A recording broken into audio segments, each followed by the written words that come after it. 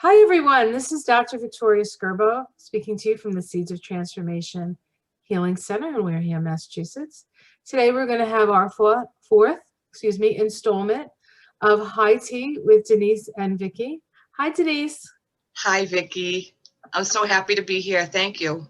I've been really excited to do this with you, Denise. In fact, I almost called you yesterday to say let's do it now, but I was all riled up from a couple of readings I had. You know how when you I know that. Right, you're in that space, and then you're like, what's next? What's next? What's next? And then I thought to myself, well, maybe I should just have dinner. Yeah, I get that same reaction. If I used to do pre-COVID, I used to do a lot of wellness fairs and psychic fairs, and sometimes I do 20 readings in a row, and and I'd be supercharged at the end of the day. I didn't get exhausted until the next day. The next day I would be tired, but that night I'd be like, now what? I'm gonna call my friends, go out to dinner. I've got my children. I got to do something. I mean, Right. It takes a while to come down, because when you're in the higher dimensions for a period of time, it's amazing that how glowy you feel. You feel like you're on fire. You feel like you're glowing, and you're walking around with a big smile on your face, and it's a beautiful thing. Aren't we blessed? Yes. Well, I think we're both blessed to do what we love and love what we do. Absolutely. Not everybody has that opportunity. Although I'll say there were times when we were doing stuff we didn't like to do. Oh, I've had plenty of those times. Yeah. So doing what you love and loving what you do often takes time doing some things that you would prefer not to have to do, but it's the process of. Well, it's a lot of trial and error to get to be an independent entrepreneur. And it's a process, because at the beginning, you kind of want to be an independent entrepreneur and do your own thing, but you're not sure how to navigate that quite yet. So I did anyway. I hooked up with other people and rented space in other wellness centers, and did classes in various places, churches, and did talks at different places, and did readings at different places, and that was all fun. I kind of miss that, actually. I kind of miss not being out in the community more. It was fun. But when I got hooked up collaboratively with people and like either renting a space or sharing a space, it often didn't work out, because I had such a strong vision for my career and my mission. I had a strong vision, and people would get in the way of it. People would go, well, you know what I think you should do, or I think it would be much better if you did this way. And I was always resistant, and everyone was telling me I was a control freak, which to some extent I am. I do own that. But when it comes to my own business, I think I have the right to be. I think it's normal to have a certain amount of drive and vision, and not wanting other interfering energies to block it. You know what I'm saying? No. Not that they intentionally blocked me ever. It wasn't intentional. They thought they were trying to help me, but it felt like blocking. And I had to learn the long, hard way that I really need to be on my own and do things collaboratively with people, but not be beholden to them, and not owe them money for rent, because once you get into a business contract with someone, then they feel that you owe them something, and it differs in every situation, and then you're beholden to some extent. So I feel so good being on my own. You must too. Well, I've been on. Always been on your own, right? Right. I've been an entrepreneur, except for a small period of time when I worked for another doctor at the beginning of my career, just to kind of get my feet wet. I've been self-employed this whole time, and that has its own challenges, because you constantly have to reinvent yourself. And of course, I'm a chiropractor, and most people watching this know that. And through the 90s, and then the 2000s, and the 2010s, and now 2020, right? The insurance changed so much that every time you got a groove, the rules would change, and you'd have to do it in a different way and do it. So if you wanted to continue to grow or continue to even move forward, there was always this sort of constant readjustment. And that was my experience. There are other doctors who didn't have that experience. before, you know, doctors who were older than me that didn't have that experience. Now I don't know, the doctors now may have a little bit different experience because things are getting more organized when it comes to how people run their practice. But one of the things I liked about being a chiropractor was that it was different. Well, I liked it because it made sense to me. I'm like, yeah, so the body heals itself. I like that idea. And I take away the interference to that healing, and I get people unstuck, and I help them, you know, live their potential. And so that all made sense to me. But I didn't want to be under the thumb of anybody but my, like, I wanted to be responsible for me. I didn't want to have to depend on anybody. I didn't want to, which of course you depend on people all the time, and you know, you have Well, relationships. there's always certain types of interdependence that are very, very helpful. Interdependence is Well, something you can't do it yourself. we There's can't always this, live any other way. right. But we get to kind of pick and choose where we want to be interdependent and how we want to be interdependent. And you know, the comment about, you know, having had experiences with people like trying to tell you what to do and it's your business and this, that, and the other thing. I think that's one of the challenges when you're an entrepreneur working with other entrepreneurs, because the whole idea of being an entrepreneur is being your own boss. And so it is challenging to get into that, into a relationship sometimes with that.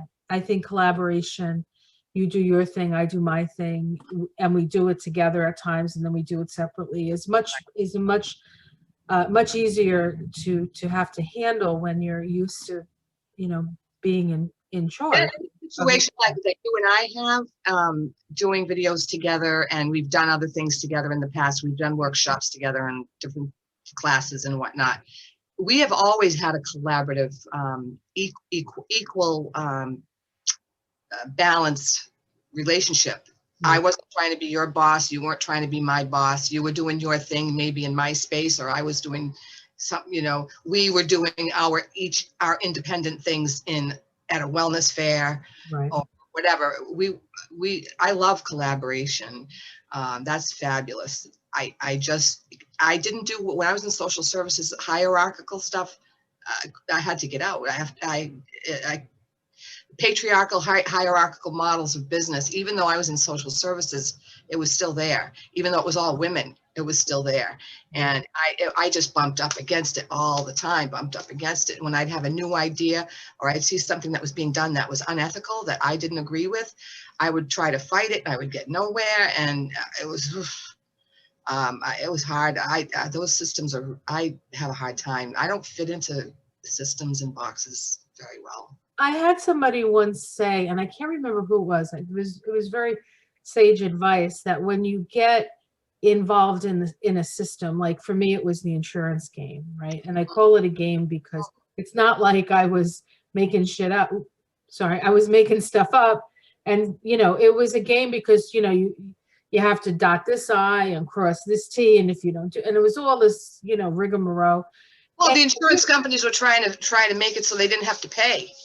exactly. Well, exactly. So you have to play the game. And somebody once said, if you get into the organization like that, when you have to deal with an organization like that, you never come out. You will never win. They will always win.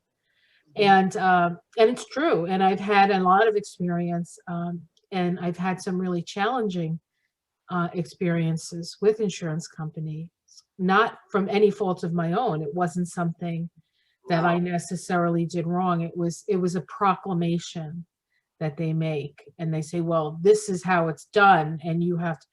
And so there was a time, like, I always considered myself an entrepreneur because I had to pay my own rent. You know, everything was coming pretty much out of my pocket. And then I would see patients and I would get compensated through the insurance companies.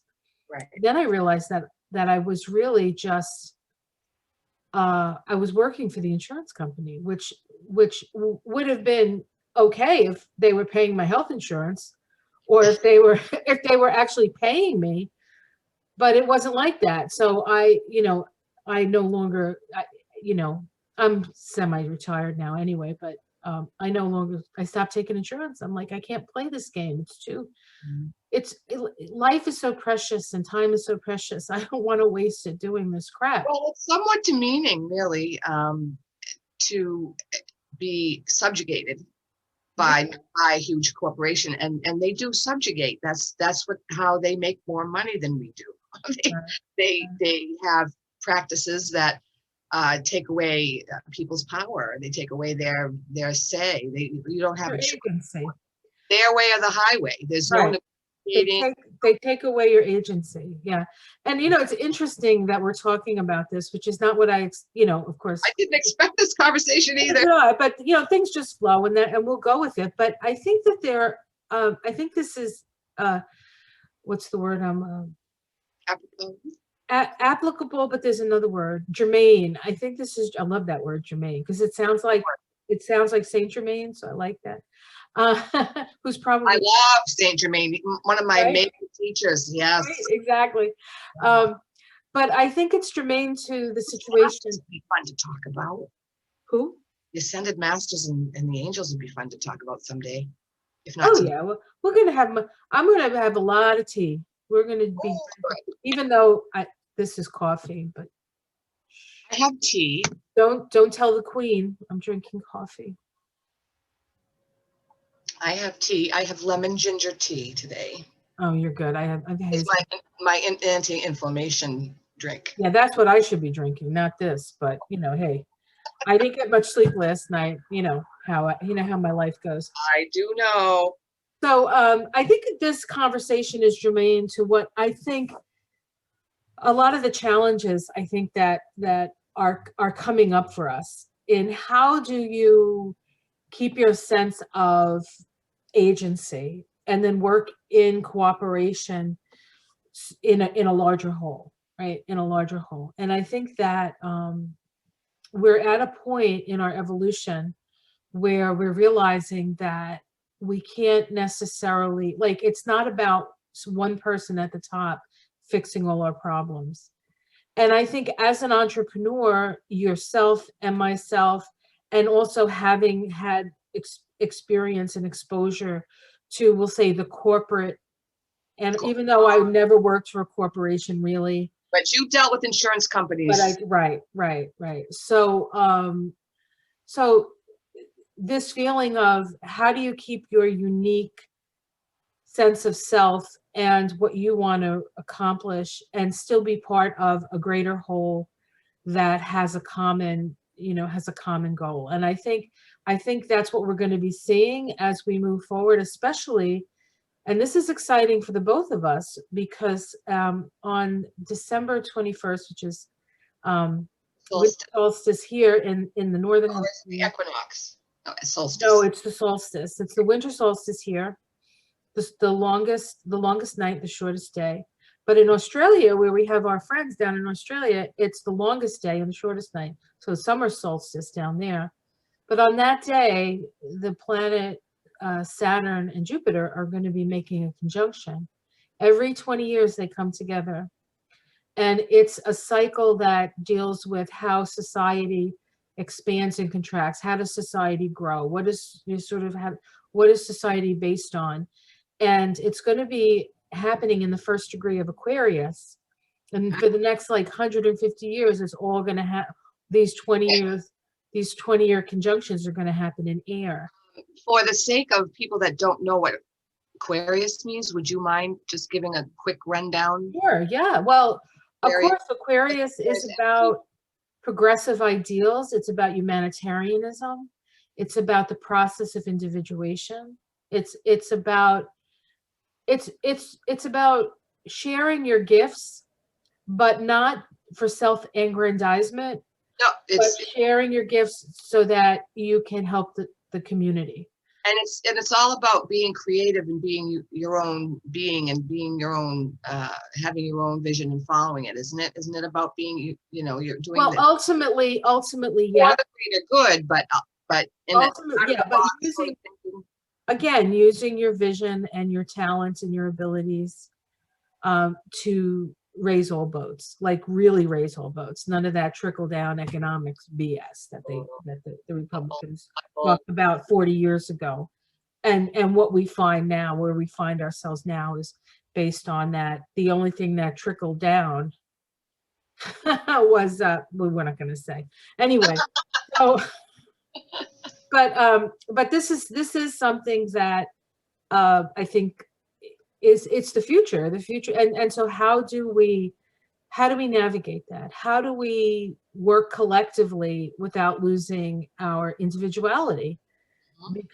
Because we all have experiences to share.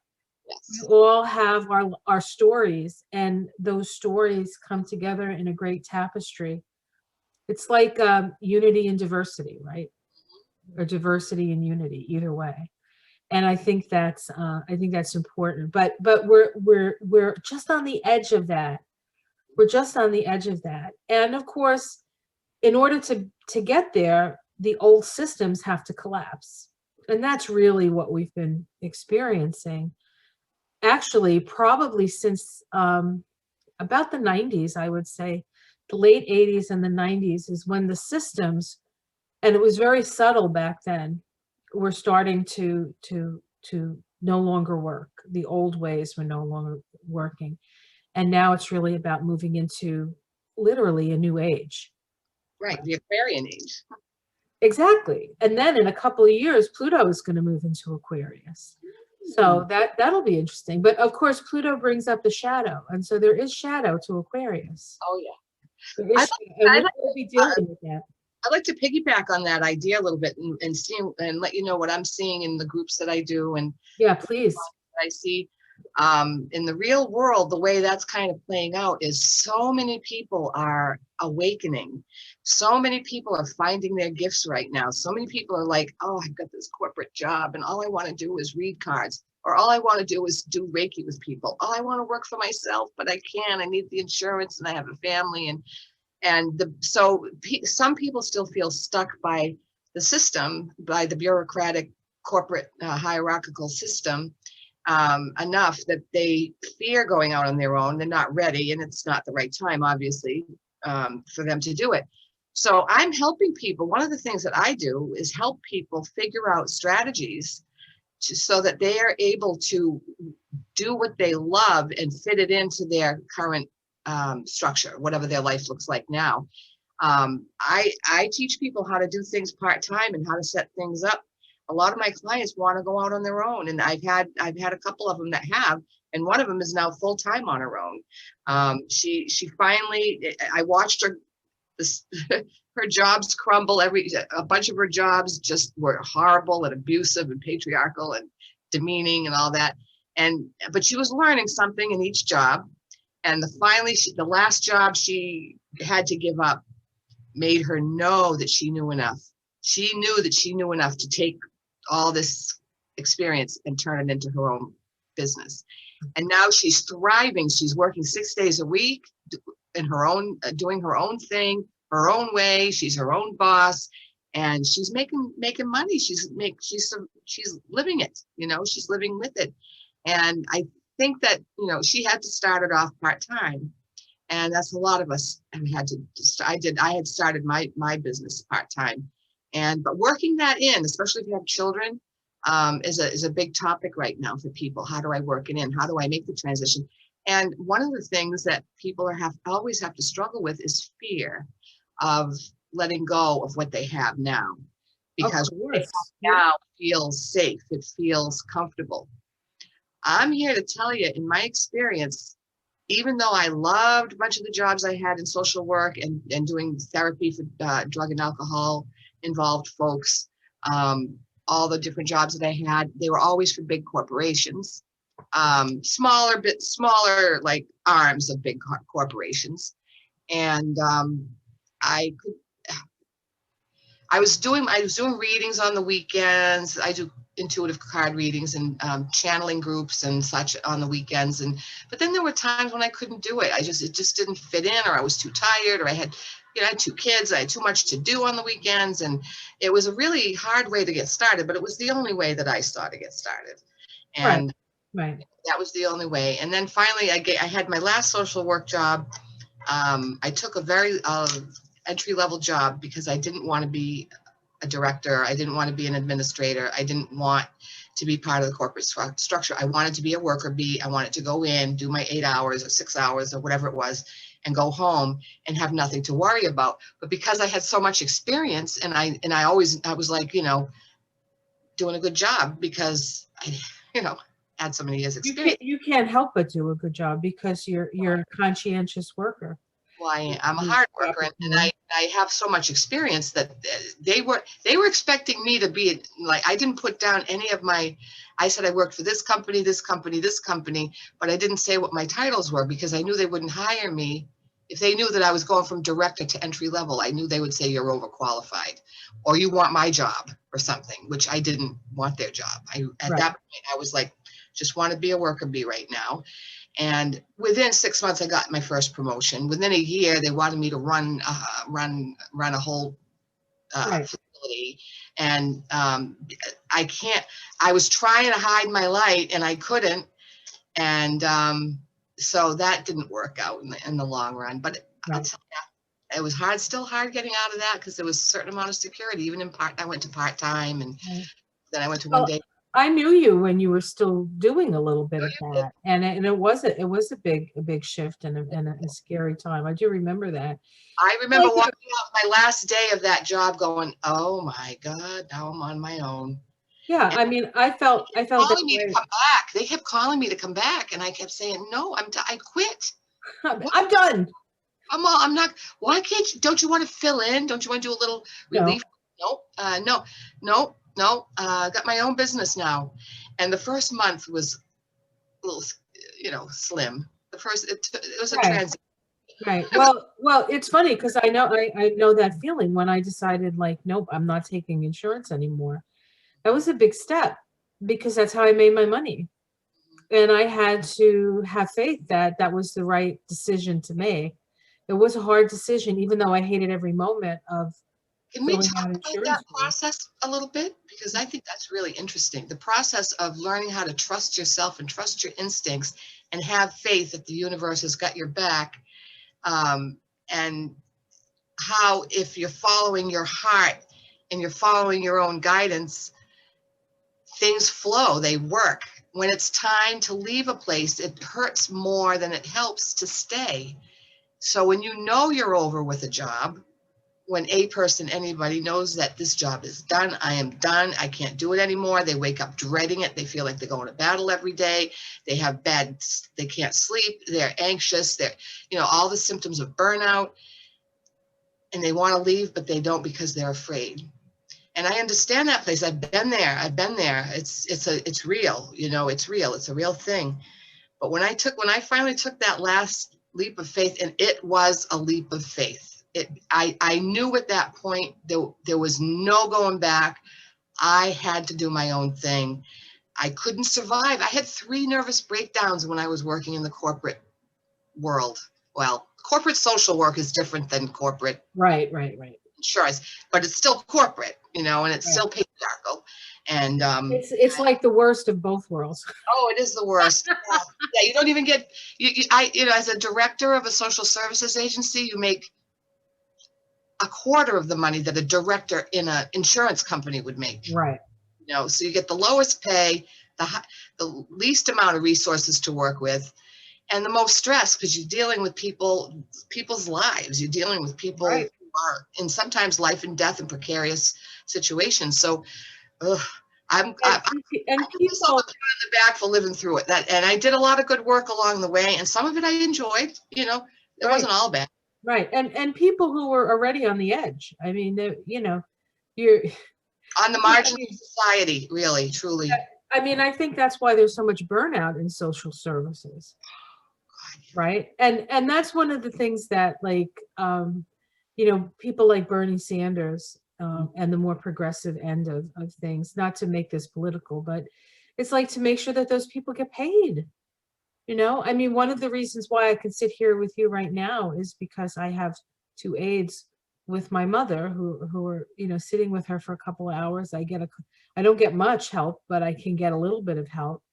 But you know, and they're lovely, lovely women, and I know they're not getting paid with it. Oh, no, they get paid dirt. You know, Vicki, could you just talk for 1 second? I forgot to turn my stove off. Oh, Something's gonna burn. okay. All right. Sorry. I'm gonna have to fill in this space, huh? I could sing something. Okay, just in time. I'm done. I'm ready. Just in time. I was gonna start singing. Now you Oh, we missed your singing. that's okay. I didn't have a song ready anyway. I was this far away from burning my dog's vegetables. I was cooking some carrots and I forgot to turn them off before we got on. And it was Got started. Well, I'm sure Cookie is it would be grateful that his carrots are not burned.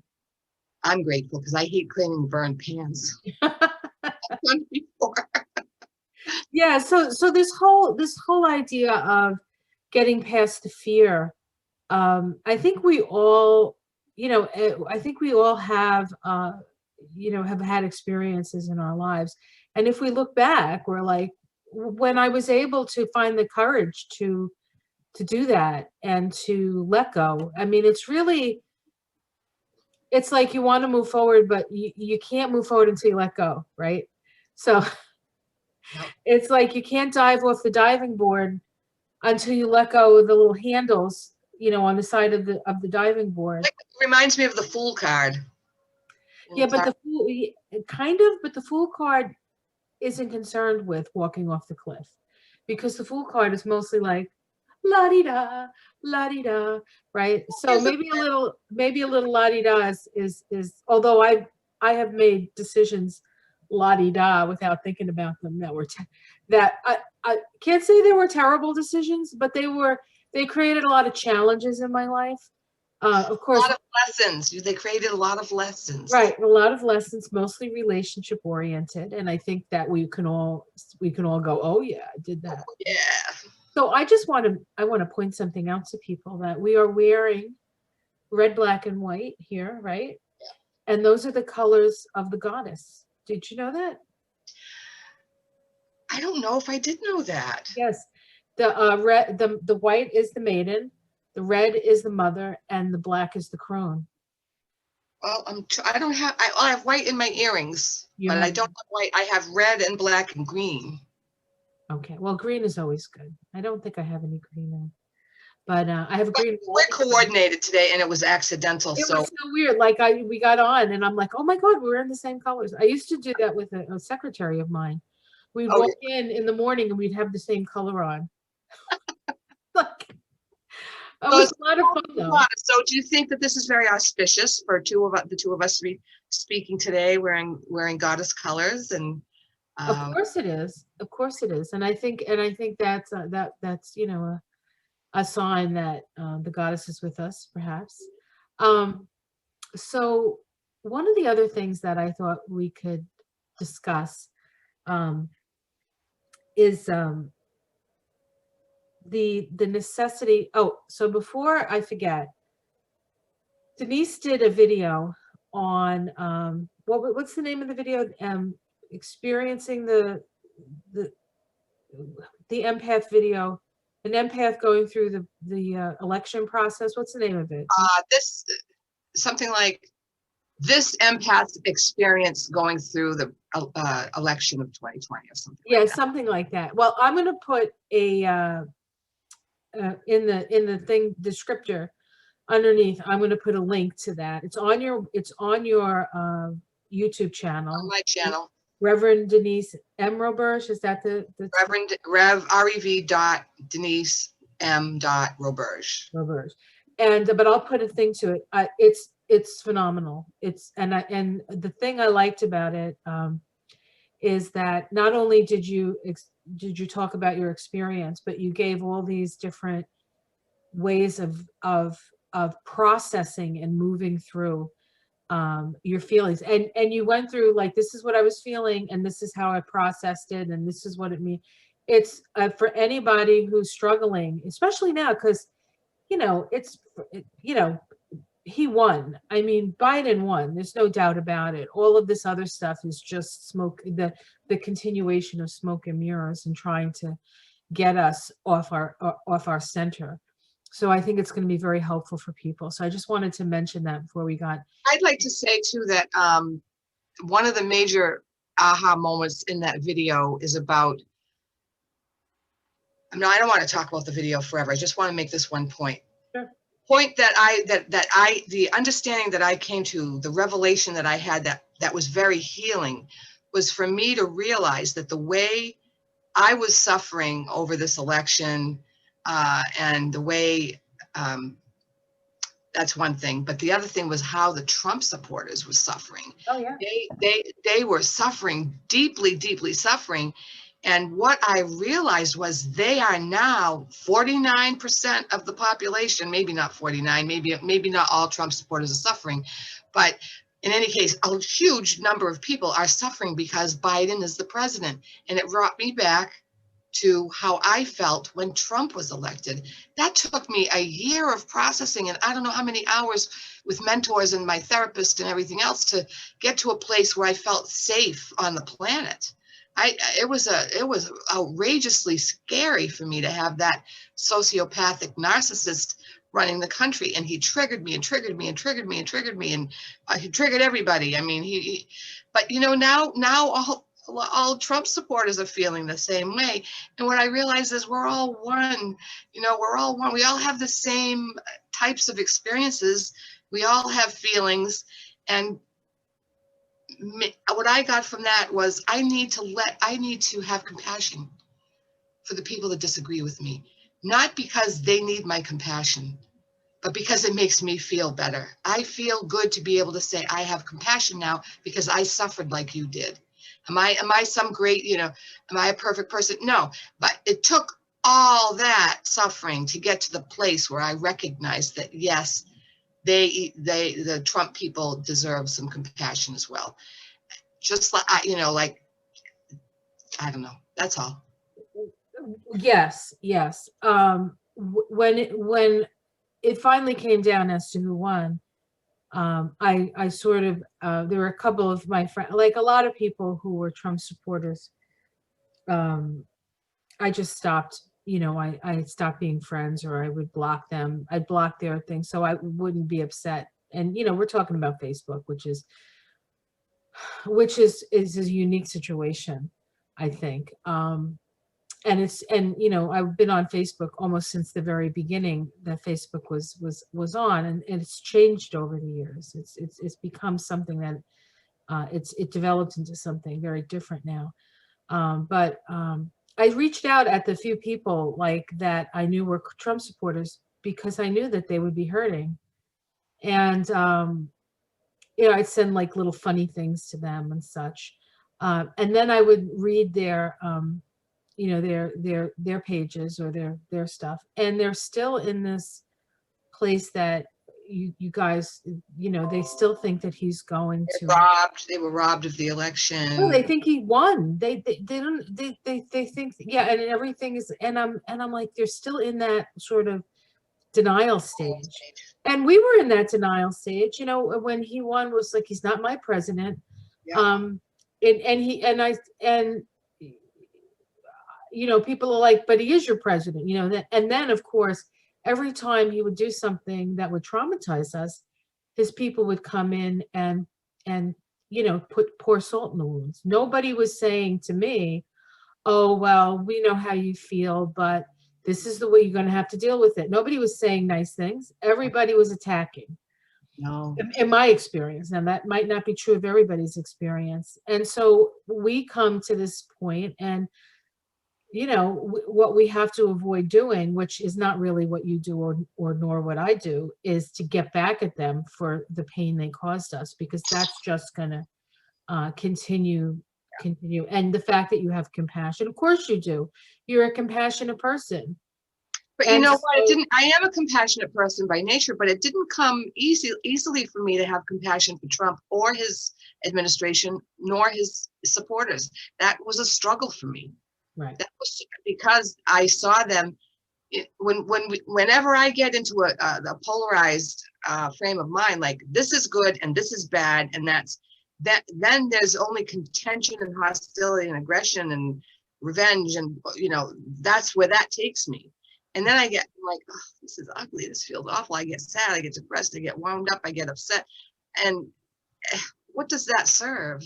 It serves nobody. It serves nobody for me to be in that headspace. It serves everyone if I can be more resilient, more open-minded, more tolerant, and have a little compassion for the people that are different than me. And that's across the board. People that are different from me, I can't vilify them and feel peaceful. Not anymore. I was, I never really felt like I vilified Trump support. Oh, I did. I absolutely did. Still, yeah, I might be in denial about that. Yeah, I think you might be in a little bit of denial, Vicki, because I do remember some vilification. Well, this was my feeling. My feeling was like, are you okay with this? This is happening and you're okay with this. It was like they were okay with every cruelty. And then they were being cruel because we were upset that Trump was being cruel. And it's like the only choice here is either it was like sadomasochism is what it was. They were the sadists and we were the masochists. That's what it felt like. It felt like it did. Right. And quite frankly, I think, and I don't know if this is it's polarized. That's what I'm sorry. That's a polarized situation you're describing right now. Right. But I want to bring another point up that has been sort of bubbling up in my head that, it used to be S&M, right? It used to be sadomasochism. But now it seems to me that it's narcissism and empath. Yep. Just different words for the same energy. Energetically, they're the same thing. Lee Harris has done some teachings on empaths versus narcissists. That's a theme that a lot of people are exploring right now because they have kind of boiled it down to that. In an S&M situation, most of the time, as long as it's done the way it's kind of supposed to be, everybody's in agreement as to what's going on. Right, but I don't mean the S&M. I don't mean the S&M in that way. You mean it in more general? I mean it more in a psychological. You have the victim and the victimizer. I guess that's a better description. Yes. And to us, it seemed to us that Trump was the victimizer, and he was creating all these victims. But only a victim becomes a victimizer. So it's really about breaking that whole cycle. Mm-hmm. The need for that, the need to feel superior to somebody else, or the need to feel inferior, or the need to feel like you have to hurt somebody to feel good, or that you have to accept that in your life. Yeah. I think that's a big, closing the gap in the polarization. That's what needs to happen. Closing the gap between, during the Trump campaign and presidency, it was huge. The gap between victim and victimizer, empath and narcissist, all that was huge. And we can narrow that and lessen those energies when we work on ourselves. And that's where the healing happens. It has to happen from us, and it will radiate out. And that's why people like you and I do videos and we do this kind of work, because some people get so stuck in one role or the other, don't know that they have a way out. Everyone has a way out, but they just haven't found it yet. And while people are searching for a way out, people like you and I can step in and say, I have some ideas. You want to try something? Maybe you could consider. This is what I helped one client by saying. She was in an uproar about some of Trump's bizarre and demeaning and exploitive behavior.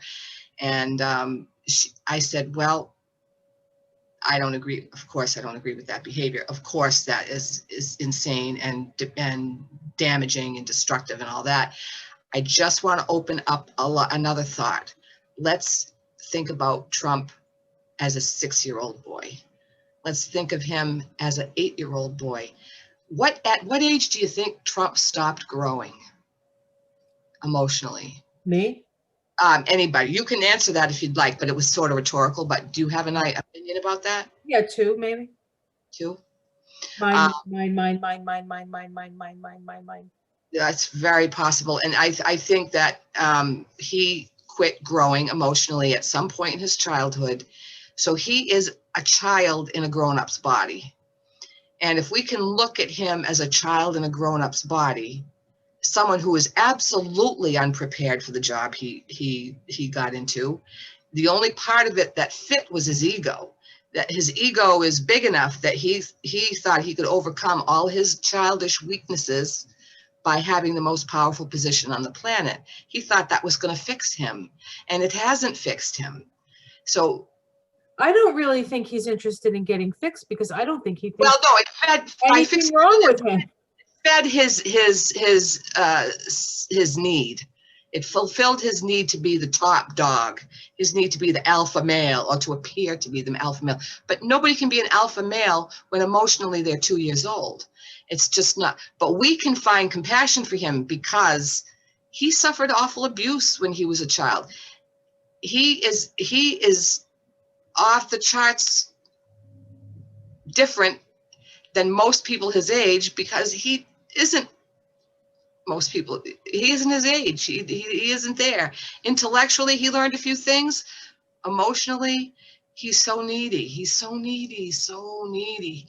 He, and looking at him as a needy person as opposed to a brutal person that could ruin someone's life, not as opposed to, in addition to, it just helps to humanize him a little bit and to take some of the sting out.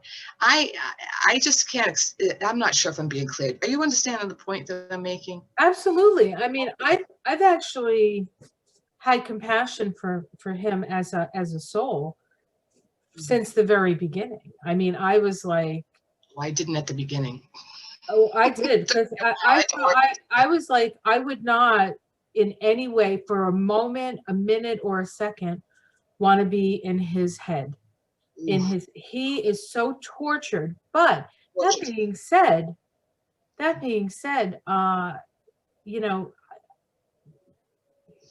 it's what he has done.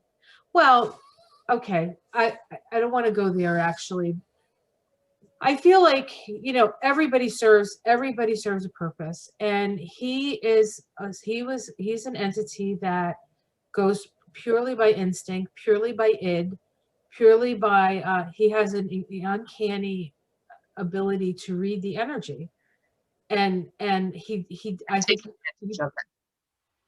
say and make use of it, take advantage, utilize it for his own gain. An opportunist. He's like the ultimate opportunist. And he's the ultimate opportunist without any scruples.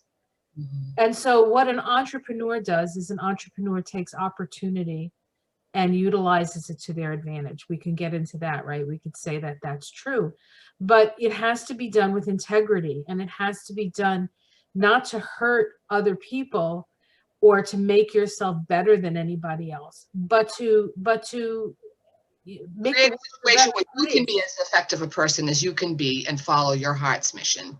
So what he is really symbolic of is unbridled capitalism, manifest destiny, pure id, I rule the world, all that stuff. All of that is the old age. All of that is coming down. And we had to get, unfortunately, for those of us who are already a little bit further on the, I don't want to sound like I'm a hoity-toity, but perhaps more evolved, more older souls. We're like, this is wrong. This is not, certainly. The blessing of having him as a president, we're witnessing in real time and in physicality what's going on from the grander energetic perspective. In the grand energetic perspective, the systems, as you talked about earlier, are crumbling. The new age is coming in. The old stuff's moving out. We're watching this happen. Trump is devolving. He's not increasing in power. He's devolving. Well, actually, I don't. Yes, and everything you said is correct. I just want to make one caveat to that. Okay. We're not witnessing it. We're the midwives birthing the new order. We're the midwives birthing the new age. And all of us here who are doing our best to shine our light in the darkest of times. That's what we're doing. We signed up for this. Yeah.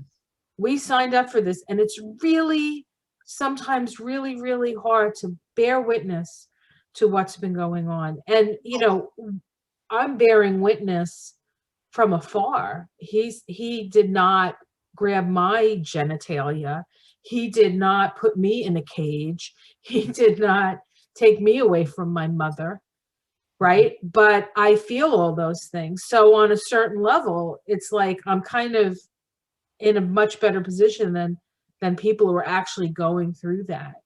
But I'm sure there've been lifetimes. Vicarious trauma and the witnessing of trauma is trauma. No, it is the same. But we can look at this as from a distance. If we can zoom out for a minute and from our highest perspective, look down at what's going on in the planet right now. Trump is a symptom. He's not the cause. He's a symptom of all the structures that are breaking down. And we can say, all right, it's an unpleasant freaking journey we're on with this dude, but he's doing his job, which is to help us wake up. Help us wake up, to help us see what the seedy underbelly is. The fact that he has so much support shows me that America wasn't as healthy as I thought it was. But all this stuff's coming up for healing and for dissipation and for eventual disappearance from the planet.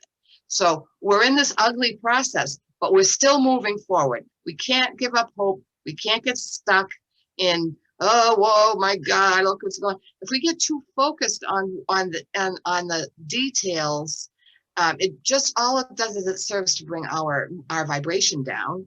Right. It doesn't serve to help anyone. It doesn't help anyone. So every time we can find a minute of compassion or a minute of detachment, even if we can't get to compassion, if we can just detach and go, oh, that's what's going on. I can choose to put my energy and focus there, or I can choose to put my energy and focus on the blessedness that I am, or the light that's in my life, or all the things I have to be grateful for in my life. And when we change our focus, we heal, and then everybody else is happy to be around us, and they catch the extra leftover light. You know, we have to do this. This isn't a choice anymore. And I think if Donald Trump has proven anything, he's proved that we have to work extra hard at our own personal light, and we have to work and come from a place of love and be in a centered place as much as possible. And it's not possible every minute because we're human.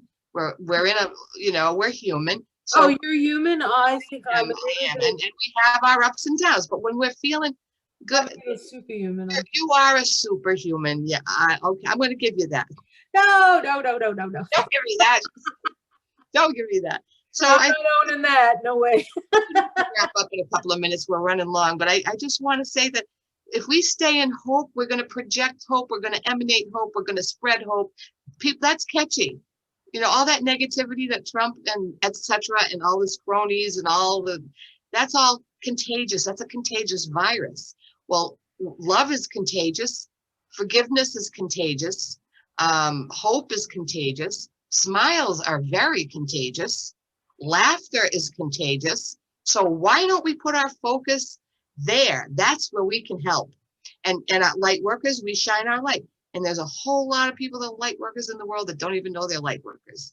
They're just wandering around the planet, pouring out love, kindness, generosity, buying people's coffee, paying for people's meals, donating and working for charities. I mean, there's a lot of people going around spreading light. This world is not that bad.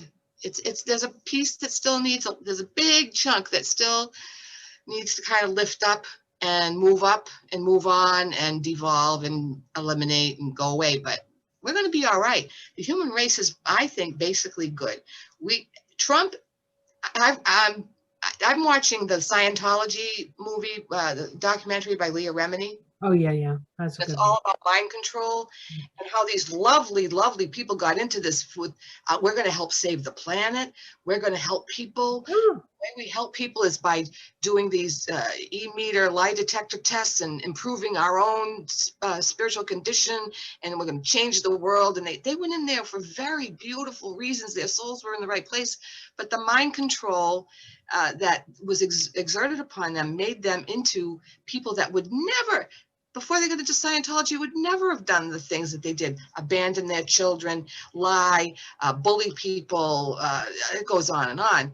Right. So, I mean, it was the cultish, the cult of Trump is the on its cult way of up. personality. It's the cult Cult of of personality, and that's why it reminds us of Mao Zedong and all these other cults of personality.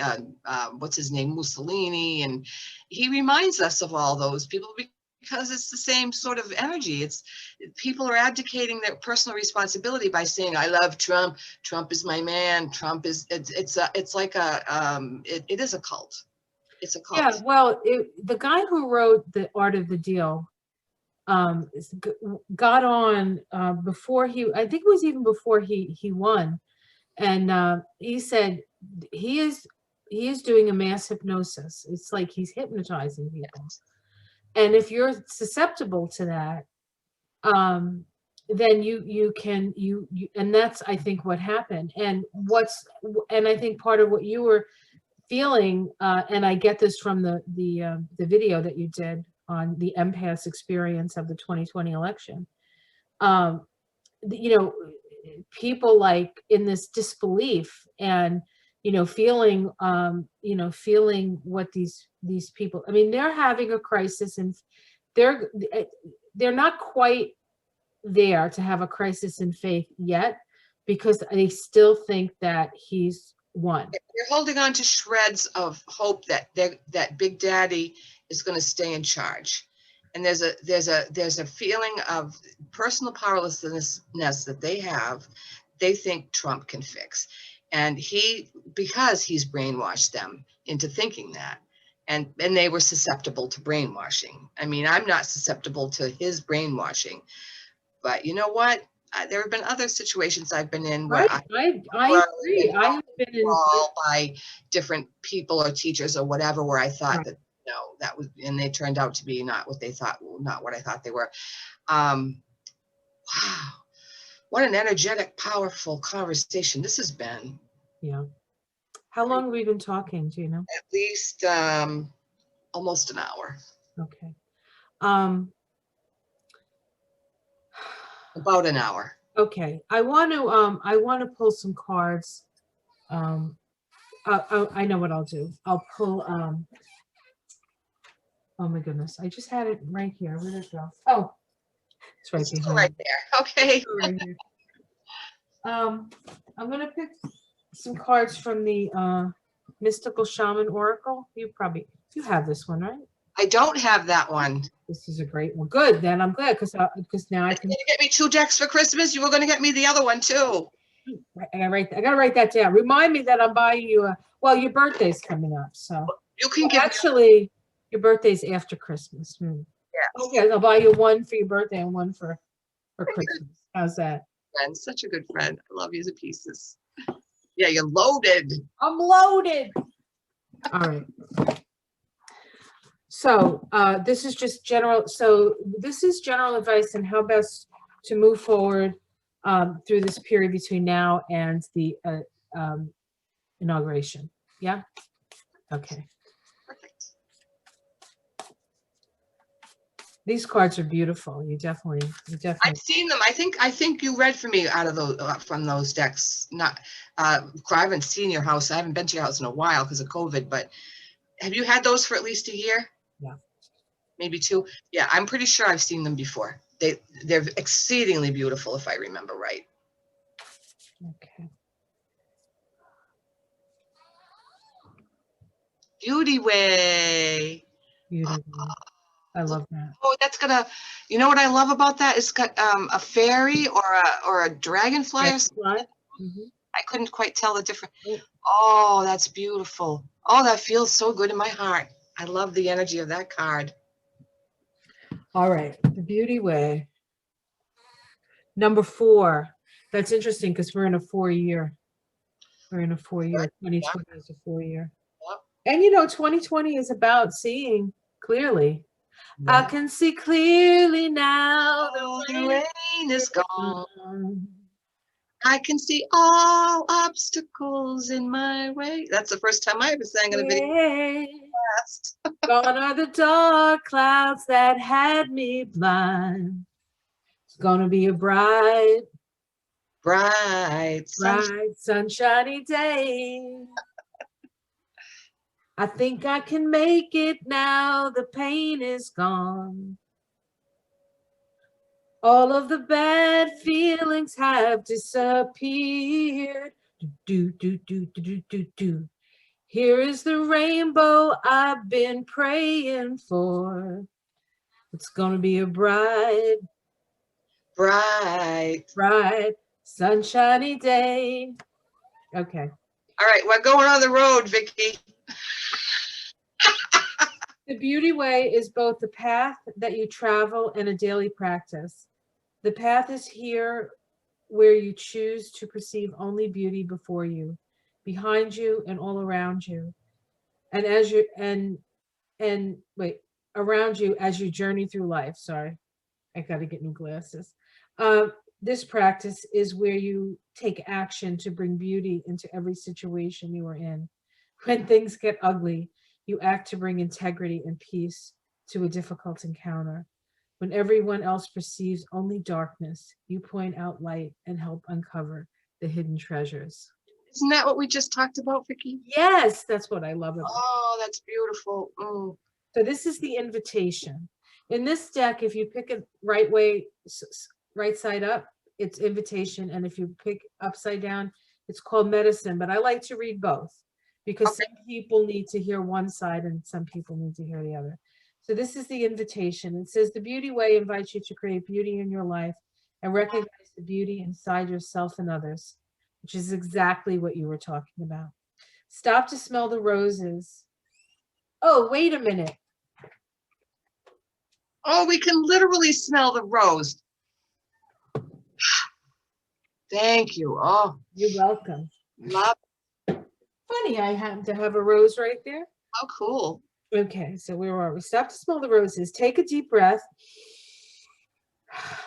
Look up at the stars.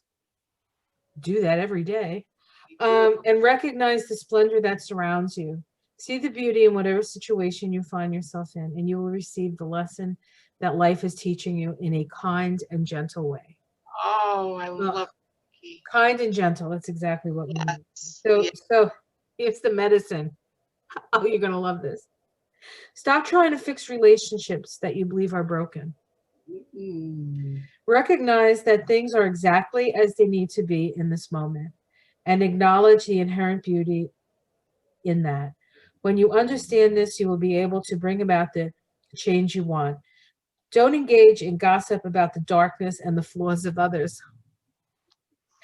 Be careful not to be seduced by the superficial beauty of a project or relationship you are toying with, unless you are willing to pay the price for it later. So Love it. I think that's a perfect period to the end of this rather long sentence that we've been. Absolutely perfect. I want to say one thing, Vicki. I have gotten some feedback about our high teas from people, Oh, okay. and a few people have said, I wish I had a friend like Vicki, or I wish I had a friend like you, depending on the point of Oh, view. they do. People love our friendship. They appreciate how we are so easy with each other, and we talk back and forth, and we enjoy each other so much. They're feeling that. They're feeling our love for each other, and I think that's one of the most wonderful things that you and I do together is we project such respect and love for each other. People feel it, and it's beautiful to me. It's just beautiful. I'm so grateful for the feedback like that. I'm grateful for all the feedback, even for the people that challenge me. I also like to be challenged, so it's all good. It's all good. It's a blessing. Thank you, Vicki. Thank you, my friend. And this has been another lovely tea. We will do this again. I ran out of, I don't know how to say four in French, so Oh, cut. How do you say it? Q-U-A-T-R-E. Kosh? It's Katra, but Kak. that would be in English. In French, it's Oh. Katra. Kak. All right. Well, I'll leave you to say it. Q-U-A-R-T-R-E or something like that. Katra. Well, 4, 5, whatever. Quitra. I'm always happy to do this with you, honey. This is I am too. always fun and enlightening, and Such a blessing. we'll see next time. We're not gonna talk about what we're gonna wear next time either. So we'll see if No, we'll see what we will either complement each other or we will coordinate with each other, one or the other. Well, we always coordinate, right? We do. All right, sweetheart. Much love to everybody. Thank you for joining us for our little high tea, and we will see you again soon, right? Very soon. Okay. Within a week, I hope. Oh boy, Or a week and a half. pushing me. I can do it. I think we'll see what we. Hey, any suggestions for if anybody has any suggestions about perhaps what you want us to discuss, even like if you have some thoughts or ideas, we'd be happy. We're open to suggestions. There's no promises that we'll get to all of them, because we often go the road that opens up before us. We mostly don't know what we're going to talk about actually when we get started, so it's true. but it always seems to work. Can you share Cookie? Sure. Cookie, the audience wants to see you. Come here, baby. Cookie is the cutest little boy. We're gonna go say hi to Vicki. Okay. He's heavy too, so she's heavy. Don't hurt yourself. I'm not. He's little but mighty. Little but mighty, and he has a mind of his own. He's a very strong-willed young man. Hi. Oh, look, kisses. He loves his mother. Cookie. This Cookie Wookie. Oh, there's the boy. Hi, Cookie. Isn't he the sweetest thing? What a face, huh? He's very sweet. Like, oh, got it. We're gonna lick her. Okay, back to licking.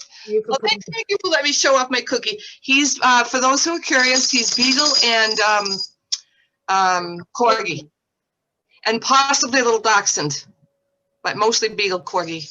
Yeah, those are both very willful. Mm-hmm. He's a willful little guy. All right, we should really get off now, and I love it. I love you all. Thank you, everybody. Take care, everyone. Blessings.